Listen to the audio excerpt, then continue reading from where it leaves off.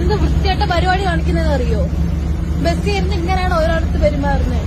ഇത്രയും പേര് നോക്കിക്കൊണ്ട് നിൽക്കല്ലേ? തനിക്ക് വീട്ടിൽ അമ്മയും മകന്മാരൊന്നും ഇല്ലേ? നാണോ ഉണ്ടോ? ഇയാളെ മര്യാദയ്ക്ക് ഇറക്കി വിട്ടോ, അല്ലെങ്കിൽ പോലീസ് സ്റ്റേഷനിലോട്ട് നേരെ വണ്ടി വിട്ടോ. അതായിരിക്കും നല്ല. മുഖം ഉൾപ്പെടെ സോഷ്യൽ മീഡിയയിൽ എടുത്തിടും. പറഞ്ഞില്ലെന്ന് കേട്ടോ.